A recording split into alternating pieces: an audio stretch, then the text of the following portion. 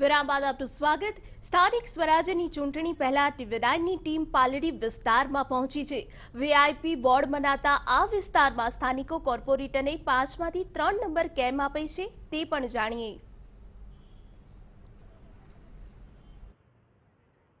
સ્થાનિક સ્વરાજની ચૂંટણી સાથે અમદાવાદ મ્યુનિસિપલ કોર્પોરેશનની પણ ચૂંટણીઓ યોજાવાની છે, ત્યારે અલગ અલગ વોર્ડમાં કોર્પોરેટરોએ કેવું કામ કર્યું તેની માટે લોકો સાથે ચર્ચા કરીશું। આપ જુઓ છો તે પ્રમાણે હાલ અમે પાલડી વોર્ડના લોકો સાથે ઉપસ્થિત છીએ। આખરે 5 વર્ષ કેવા રહ્યા, કોર્પોરેટરોએ કેટલી સમસ્યાનું સમાધાન કર્યું અને કઈ નવી સમસ્યા ઊભી કરી, વાત કરવાનો પ્રયત્ન કરીશું અહીંના જ લોકો સાથે। 5 વર્ષની જો વાત કરવામાં આવે તો પાલડીના કોર્પોરેટરોને આ 5માંથી કેટલા નંબર આપો છો? 5માંથી 3 નંબર આપી શકાય। એટલે કોરોના કાળ દરમિયાન જે લોકોએ કામ કર્યું અથવા એમણે કામ કરવાની જે બાંહેધરી આપી હતી એમાં એ લોકો આંશિક રીતે નિષ્ફળ રહ્યા છે। અલગ અલગ સોસાયટીઓમાં જઈને, ગામોમાં જઈને એમણે ટેસ્ટિંગ કર્યા, પરંતુ ટેસ્ટિંગ કર્યા પછી કોરોના પોઝિટિવ થયેલા જે પેશન્ટો હતા એ લોકોને એડમિટ કરવા માટે કોઈ હોસ્પિટલ હતી નહીં। એસવીપી હોસ્પિટલ 1200 બેડની હોસ્પિટલ બનાવી છે, પણ એ કદાચ વીઆઈપી લોકો માટે જ બનાવી હોય એવું લાગતું હતું। સામાન્ય લોકોને એ હોસ્પિટલના અંદર એડમિશન મળતું નહોતું। સ્વાભાવિક રીતે આ નારાજગી એટલે પણ હોય કેમ કે પાલડી વોર્ડના જે કોર્પોરેટર છે બિજનભાઈ પટેલ એ મેયર હતા અને એમના મેયર હોવા છતાં જ્યારે લોકોમાં એક ફેસિલિટી ન મળતી હોય તો એક નારાજગી હોય। 5 વર્ષમાં કઈ સમસ્યાનું સમાધાન થયું અને કઈ તકલીફો એમની એમ છે? હજુ પાલડી વોર્ડમાં ઘણી તકલીફો છે, જેમ કે વરસાદ લાઇટનું છે, એનો ઉકેલ નથી આવતો। વિશ્વકુંજ 4 રસ્તા દુકાનો તોડવામાં એમને ઇન્ટરેસ્ટ વધારે હોય છે। હા, એવા એક પ્રોબ્લેમો છે। એસ્ટેટ વિભાગ કોઈ વાતનું સાંભળતું નથી અહીંયા।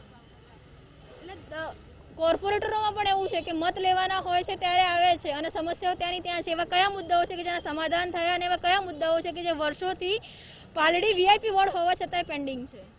પાલડીની અત્યારે એક તો મુખ્ય રીતે વરસાદ લાઇટનો મુદ્દો બહુ ઘણા ટાઈમથી છેલ્લા 2015થી ચાલી રહ્યો છે, પણ એનું કોઈ નિદાન આવતું નથી અને અધિકારીઓ અને નેતાઓ કોઈ ધ્યાન પણ નથી આપતું। અને બીજી વસ્તુ છે કે પાલડીમાં અને ખાસ કરીને અમદાવાદમાં ઘણા મંદિરો તોડ્યા આ લોકોએ જે અવૈધ હતા રોડ ઉપર, પણ અહીંયા પાલડીમાં ફતેપુરા પાસે અહીંયા બાજુમાં જ બંદી મસ્જિદ છે। છેલ્લા 2 વર્ષથી મેં બધાને પ્રધાનમંત્રી, મુખ્યમંત્રી, રાજ્યપાલ, ટીડીઓ, મહેસૂલ મંત્રી બધાને એપ્લિકેશન કરી છે। કોર્પોરેટ કમિશનરે પણ કોઈ લોકોના ઘર લાઈન દોરીમાં હા હિન્દુ વિરોધી રહ્યું છે। મંદિરો તો કે છે સાબરમતીમાં ગણપતિ દાદા નહીં પધરાવાના, બરાબર, પણ ત્યાં કેમિકલનું પાણી જાય છે, વલણ રહ્યું છે। ખાસ કરીને જે મેયર છે એ પાલડી વોર્ડમાંથી આવે છે। મેયરની કામગીરી પાલડી વોર્ડના લોકો માટે કેવી રહી છે? મેયરની કામગીરી, રોડ, ગટર, પાણી, રસ્તા એ બધું જનરલ અમને લોકોને લાગે છે કે સરકારે સારું કર્યું, પણ મુખ્ય અમારો વ્યક્તિ માણસનું પોતાનું ઘર મહત્વનું છે। અત્યારે વરસાદ લાઇટનું તમે જુઓ, બીયુ વગર તમે રહી શકો કોઈ જગ્યાએ તો નહીં શકાય, દસ્તાવેજ વગર તમે રહી શકો તો નહીં ઘૂસવા દે કોઈ પોતાના ઘરમાં। વરસાદ લાઇટમાં વગર બીયુ, વગર દસ્તાવેજ બિંદાસ રહેવાનું, કાયદો જાય તેલ લેવા। સરકારમાં અમુક લોકો ધારો અહીંયા બન્યો છે પણ અશાંત ધારો કાગળ પર છે એવું કહો છો? અશાંત ધારો બનાવ્યો, સરકારે કડક કર્યો, બધી જ વસ્તુ સાચી, તો પછી એ લોકો રહેવાનું સતત ચાલુ કેમ રાખે છે? તો એની પર એક્શન આજે તમારી જોડે દસ્તાવેજ ન તો તમને ન ઘૂસવા દે, 100% સરકાર કાલે તમને બહાર કાઢશે। અહીં કેમ અમારી જોડે કેમ આવું થાય છે? પક્ષપાતી વલણ છે, બહુ જ મોટું છે। શું કહેશો આપ? 5 વર્ષની જો વાત કરવામાં આવે તો કોર્પોરેટરની કામગીરી એ અલગ અલગ વિષયો હોય, વ્યવસાય, રોજગાર, પાણી, કેવું રહ્યું છે? અમે એવું છે બેન કે સાચી વસ્તુ કહું તો આજથી 10 વર્ષ પહેલાં જે બાબુભાઈ વાસણવાળા ધારાસભ્ય હતા અને કોર્પોરેટર જે રેગ્યુલર દર રવિવાર રાઉન્ડ લેતા હતા, એ રાઉન્ડ લેવાનું આજના કોઈ કોર્પોરેટર ધારાસભ્યએ એ સિલસિલો આપણે બંધ કરી દીધો છે। કોઈ કોર્પોરેટર ધારાસભ્ય રાઉન્ડ બંધ કરે, લોકસંપર્ક ટોટલી બંધ કરી દીધો છે। લોકસંપર્ક બિલકુલ નથી। એવું નથી કે ચૂંટણી માટે ચૂંટણી હોય કે ન હોય, અમે જ્યારે બાબુભાઈ વાસણવાળા જોડે ફરતા હતા ત્યારે દર રવિવારે અમે લોકો રેગ્યુલર રાઉન્ડ લેતા હતા, પ્રજાના પ્રશ્નોને વાચા આપતા હતા। એ વાચા અત્યારની સરકાર, અત્યારની કોર્પોરેશનમાં કોઈ ધારાસભ્ય, કોર્પોરેટરે એ ચીરો ચાલુ નથી રાખ્યો। આપ પોતે પાલડીમાં રહો છો, આપને શું લાગે છે કે જે કોર્પોરેટરો છે કે જે જનપ્રતિનિધિઓ છે તમારી ઘરે કેટલી વાર મુલાકાત લેતા હોય છે? એમના સ્વાર્થ માટે કે તમારી તકલીફ હોય ત્યારે? એમના સ્વાર્થ માટે જ આવે છે. જ્યારે બી ચૂંટણી હોય છે ત્યારે એકવાર આવે છે, જોઈ લે છે, બસ પતી ગયું. પછી અહીંયા શું થાય છે શું નહીં કોઈને કશી જ ખબર કે કોઈને કંઈ પડી જ નથી કે આપણા વિસ્તારમાં શું થઈ રહ્યું છે, કોઈને કંઈ પ્રોબ્લેમ છે એ લોકોને કંઈ પડી જ નથી હોતી. જ્યારે ચૂંટણી હોય ત્યારે એના પહેલાં આવશે, આખા ગામમાં ફરશે, બસ પતી ગયું. વચ્ચે પેલું ડોલનું હતું, એ ડોલ વખતે એ લોકો બધાને વિતરણ કરીને ગયા, એ પછી તો અહીંયા દેખાય જ નથી કે કોઈ આવ્યું હોય પૂછવા માટે બી એમ.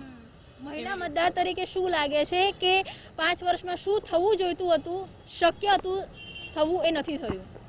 આમ જોવા જઈએ તો 5 વર્ષમાં જો કરવું જોઈએ તો ઘણું બધું શક્ય થાય એવું હતું. કોર્પોરેટર આ તે વોર્ડવાળા બી ઘરે આવીને મીન્સ ચેકિંગ કરી જાય, મીન્સ આ કોરોનાના ટેસ્ટ વિશે પણ એટલા ટેસ્ટિંગ માટે કોઈ ગાડી બી એવી રીતે આવી નથી. બધા કહે છે કે ઘરે આવીને એ લોકો ટેસ્ટ કરી જાય છે.